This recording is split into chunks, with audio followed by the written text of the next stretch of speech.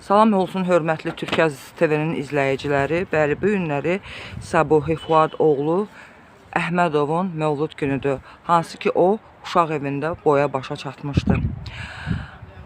Bu gün şəhid olmasaydı onun 29 yaşını qeyd eləyəcəkdik. Amma çox təəssüf edirik ki biz belə igidləri vətən uğrunda fəda verdik. Allah bütün cəmi şəhidlərimizə rəhmət eləsin.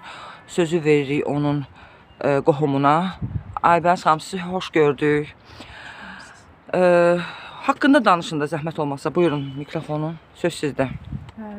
Səbuhi Əhmədov bugün 29 yaşını qeyd edirik. Allah rəhmət eləsin. Çox sağ olun. Çox təəssüf edirik ki aramızda yoxdur, amma çox təəssüf. Qəlbimizdədir hər an. Mən elə hiss edirəm ki, o elə daimi bizimlədir, daimi bizim ətrafımızdadır. Yəni çox çətindir, amma verici bir hissdir ki, o şəhidlik məqamını alacağı.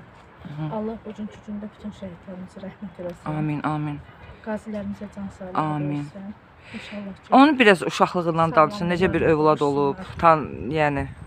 Mən düzünü deyəcəm ki, uşaqlıq illərinə mən o haqda heç bir şey deyə bilmərəm. Eşitdiklərimi sadəcə sizə çatdıra bilərəm ki, uşaqlar SOS uşaq evində böyüyür.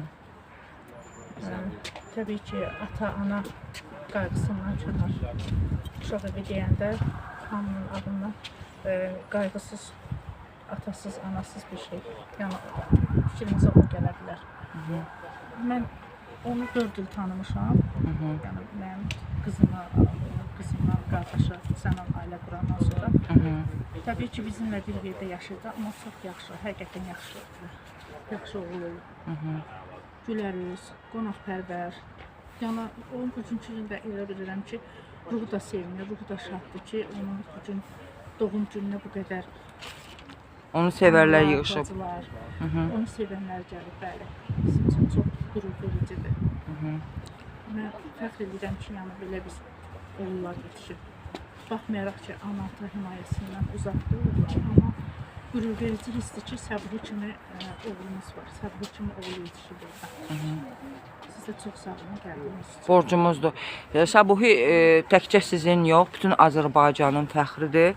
Çox sağ ol ki, müsahibə verdiniz. Allah bir daha rəhmət eləsin. Allah sizlərə səbir versin. Təşəkkür edirəm. Çox sağ olun. Sağ olun.